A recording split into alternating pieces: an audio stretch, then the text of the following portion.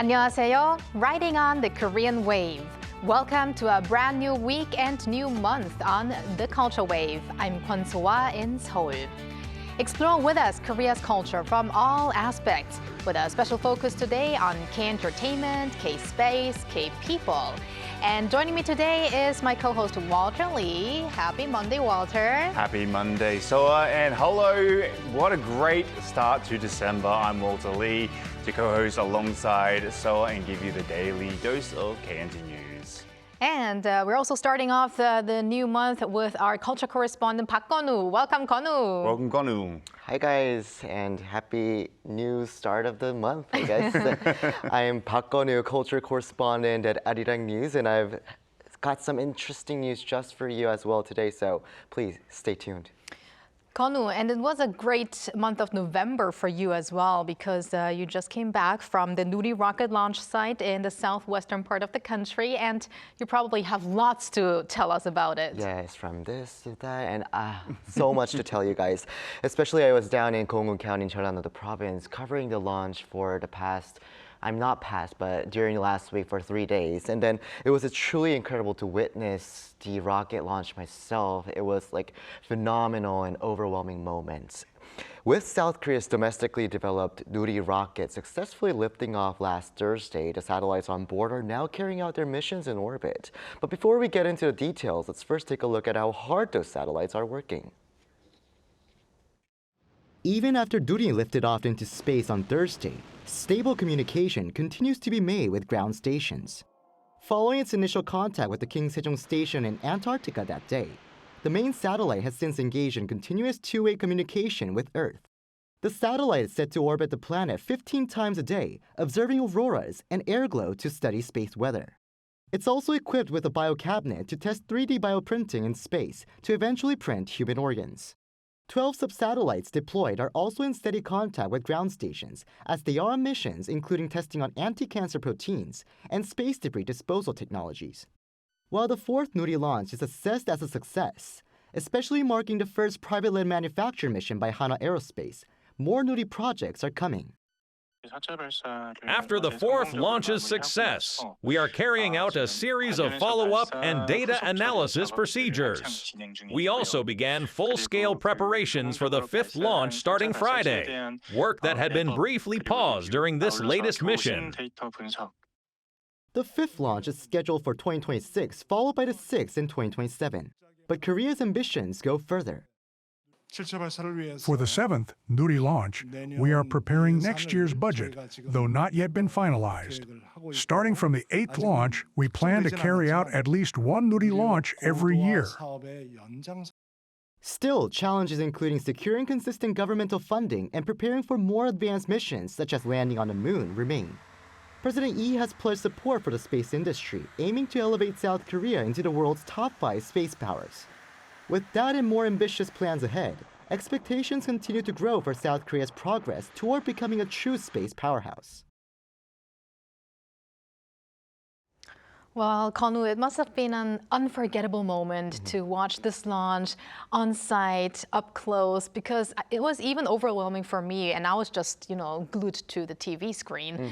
But you did mention that there are still some challenges in this space project, so could you tell us more about that? Right, so despite the successful launch of the fourth Nuri rocket, one notable point is that the intervals between the launches have actually been getting longer each time. So if you take a look at the screen, the gap between the first and second launches was just 8 months. But the third launch came nearly a year later, and then the most recent fourth launch took around 2.5 years to prepare. That's in contrast to SpaceX, which has launched 100 vehicles just this year.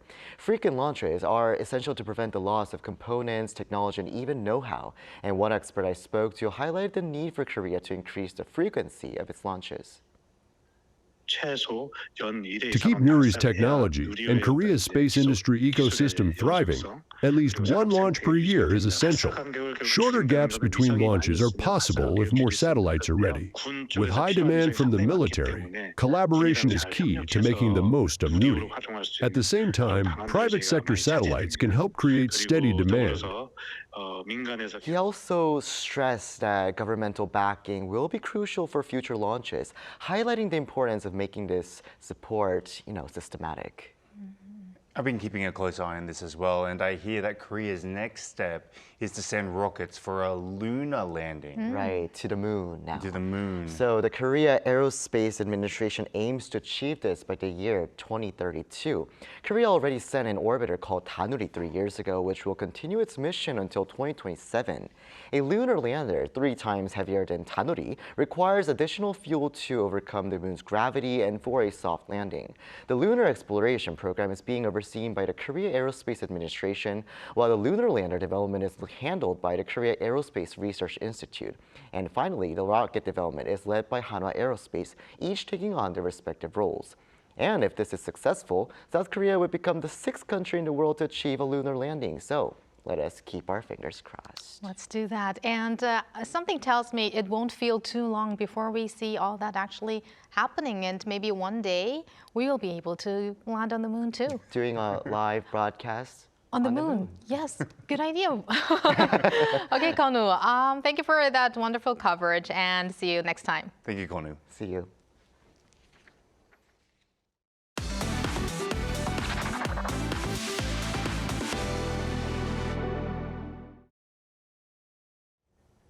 Time now for K-Enter News with Walter Lee.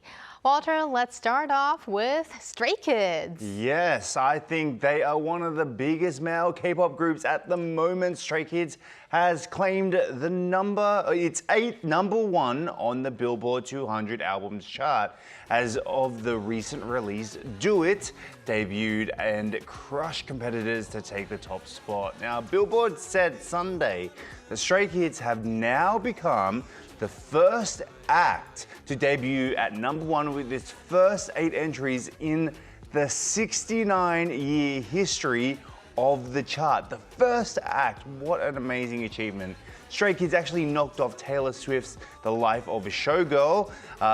She was on the top spot for 8 weeks. She now slips to #3 behind the also very popular Wicked for Good, the soundtrack, which is at #2. And Walter, Stray Kids also made an appearance at the 2025 Mama Awards, which, however, as we reported before, underwent some changes in its proceedings due to a recent tragedy. So tell us more about it. Yes, that is correct. The Mama Awards paid tribute to the victims of the recent Hong Kong apartment fires, with host Park Bo-gum appearing on the first night with a black ribbon pinned to his suit and leading a moment of silence. Now, the typically flashy, high-energy stage effects were set aside and the ceremony unfolded in a subdued atmosphere. Now, though there was a serious undertone, that didn't take away the glory from the winners of the night, which included G-Dragon being honored as the Artist of the Year, Stray Kids, who I mentioned before, taking home the Album of the Year for Karma, Blackpink's Rosé winning Song of the Year with, of course, Apart, and Hypen receiving the Fans' Choice of the Year award.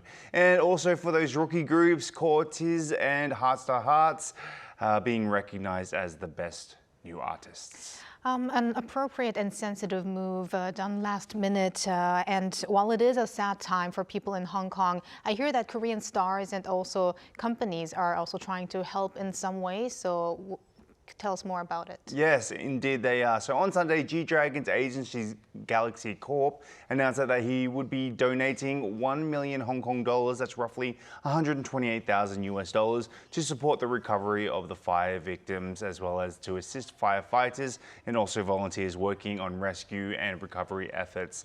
Now, other artists and agencies made similar donations. Groups such as Super Junior, aespa and Rise added their contributions. Groups Idol, IVE, Boy Next Door, Subunit, EXO, Check Baekshi and Tours also donated to victims affected by the fires. Now, JYP Entertainment donated to World Vision Hong Kong for emergency relief and post-disaster rebuilding. And on top of that, Stray Kids made an additional personal donation as well. YG Entertainment also donated a large sum, and Hype Music Group's 6 APEC labels all donated to Korea Disaster Relief Association. Now, CJ Group, the organizer of the 2025 Mama Awards, donated 20 million Hong Kong dollars, that's just over 2.5 million US dollars, to the support fund as well. Our hearts are with the victims, families, and thank you very much, Walter, for those updates, and stick around. Will do. And now let's move on to our AI anchor Arirang for more on the culture front. Arirang? Hello and welcome to your AI guide to the latest cultural updates from Korea. Here's our top story. The number of foreign tourists visiting Korea from the start of the year through October showed a solid increase compared with last year. According to the Korea Tourism Organization, 15.8 million international tourists came to Korea in the first 10 months of the year, up more than 15% from the same period last year. The figure represents 108% of the level seen during the same period in 2019, before the COVID-19 pandemic. By country, the largest number of visitors came from China, followed by Japan, Taiwan, and the United States. Are you ready to hit the wide slopes and soak up the winter fun? The 2025 to 2026 winter season is officially here, and ski resorts in Korea's alpine province of Gangwon-do have already kicked off operations. Mona Yongpyeong and Phoenix Park in Pyeongchang were the first to open their slopes at the end of November, welcoming eager winter sports fans. The rest of the ski resorts in the region are set to open one by one early this month. The opening weekend in Mona, Yongpyeong, and Phoenix Park proved popular, drawing around 5,500 and 4,100 visitors respectively. With Christmas and the year-end just around the corner, shopping malls are getting into the holiday spirit with sparkling decorations. A large-scale Christmas market in front of Jamsil Lotte World Tower is drawing huge crowds, featuring a 13-meter-tall Christmas tree, a carousel, and other festive installations. Visitors can browse European-style gift shops, snap festive photos, and join hands on holiday activities. Experience the charm of a European Christmas market without leaving Seoul until January 4th. That's all from me. Stay tuned to the Culture Wave.